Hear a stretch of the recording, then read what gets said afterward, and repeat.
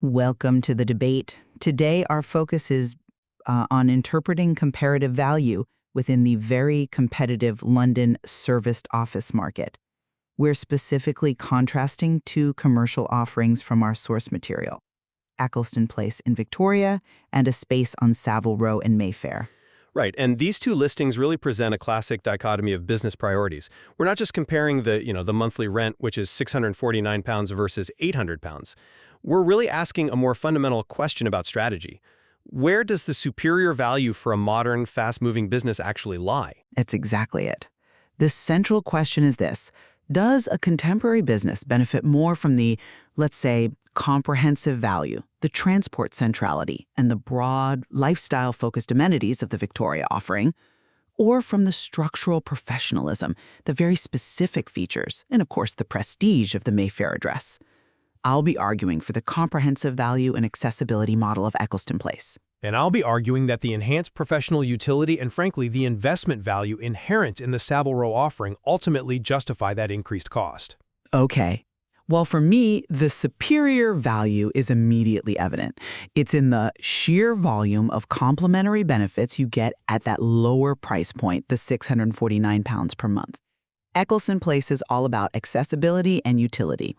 The source material highlights unrivaled transport links via Victoria Underground, rail, and bus stations, and a vast array of food, fashion, and retail opportunities. Now, this isn't just a nice-to-have, it makes it an immediate operational hub, which is, absolutely crucial for retaining staff and for client access. And then there's the environment itself. The building has been painstakingly restored. It has beautiful original features, but with a contemporary design that supports a vibrant community atmosphere. When you add in 3 full floors of service, private and co-working space, super fast broadband, and the fact that it's dog-friendly, you have a really robust, high-amenity package for significantly less money. I see why you think that, but let me offer a different perspective. That price difference, the £800 a month, it isn't arbitrary. It reflects a very targeted commitment to a professional, structured environment that's designed to meet core corporate demands. Savile Row focuses squarely on operational structure and professionalism. The SARS emphasizes features that are just vital for established or scaling companies: 24-hour access, DDA compliance, and, crucially, perimeter trunking. Now let's be clear. DDA compliance isn't just a nicety. It's a legal necessity that ensures accessibility for all staff and clients. And perimeter trunking is the backbone of a serious technical infrastructure. It's how you manage high-density data and power cabling efficiently. It guarantees stability for complex IT needs. The physical space is also very defined. It's on the 5th floor, has a dedicated reception, an adjacent boardroom, and space for 26 desks. This level of exclusivity and structure, well, it dictates a higher price, prioritizing scalable efficiency over more general lifestyle perks. I'm sorry, but I just don't buy that.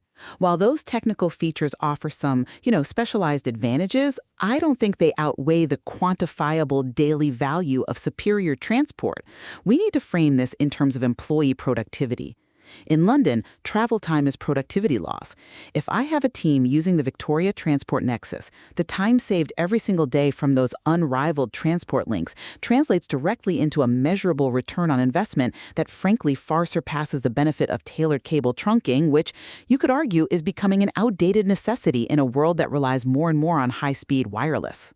That's a compelling point on commuting, but have you considered that unrivaled transport links often translates to density, noise, and external chaos? A professional business paying a premium is looking for infrastructural resilience and internal control. The Savile Row location, despite being less of a transit hub, offers guaranteed 24-hour access and that dedicated 5th-floor positioning with a private reception. These features are concrete investments in functional longevity and corporate image.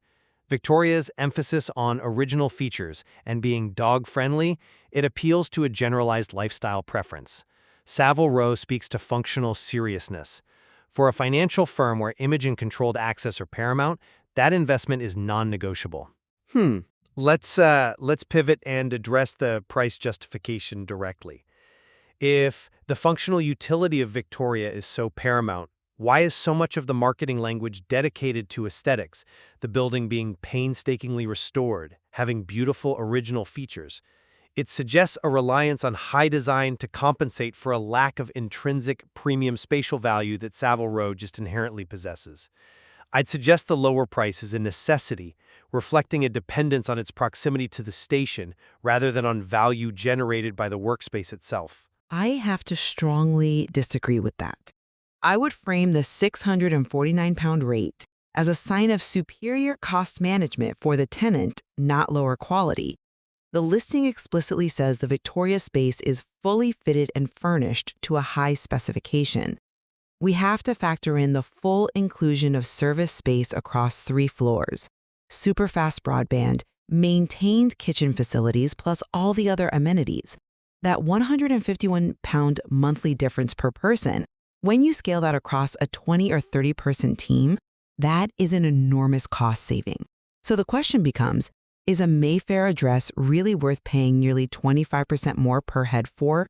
For a B2B company where branding is mostly digital and clients rarely visit, that premium is just paying for an outdated status symbol. Okay, but what about the nature of the space itself? Building on that, let's consider the flexibility.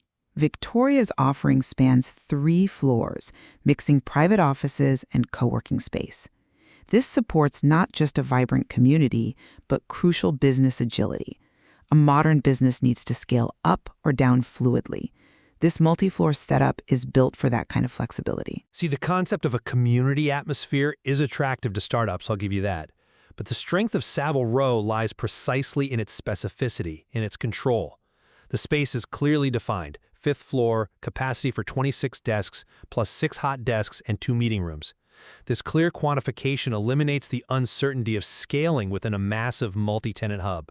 For a firm that knows its headcount and requires exclusivity, the lack of general community engagement is a feature, not a bug. Victoria's expansive amenities risk distraction.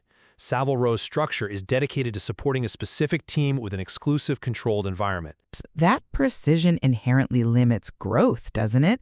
If your team suddenly expands beyond 26 desks, you are forced into a disruptive relocation. Victoria's 3-floor spread allows you to absorb temporary surges without that operational shock. And we can't overlook the amenities that attract modern talent. The restoration, the broadband, the dog-friendly policy. These signal to employees that this office is built for their well-being, not just their output. That staff satisfaction is the ultimate value add. I would argue, true scalability is knowing your costs are fixed and guaranteed, not relying on fluctuating availability in a communal structure. The community atmosphere you champion is great for networking, maybe, but it can be detrimental to the kind of heads-down, secure work often done in Mayfair. And utility is relative. If you're a design agency, yes, the aesthetics and dog policy are essential. If you're a financial compliance firm, that perimeter trunking, guaranteeing a stable IT environment, and a dedicated boardroom for sensitive meetings, that is the definition of utility. Savile Row is catering to a precise need for corporate gravitas and structural security, which has to be priced higher. Ultimately, the versatility and inherent value of Eccleston Place remains superior for an agile enterprise. It provides the most comprehensive package, superior external connectivity, extensive internal amenities, high aesthetic quality, all at a price point that shows superior cost management. It's a holistic hub designed for staff satisfaction and operational ease. Conversely, Savile Row justifies its $800 cost by offering a specialized, structurally superior, and professionally positioned workspace. It's designed to meet core operational demands, 24-hour access, dedicated, controllable space, and specific technical infrastructure, favoring long-term business functionality over generalized lifestyle convenience. The difference in pricing and features between these 2 listings really illuminates the varied philosophies in the serviced office market today.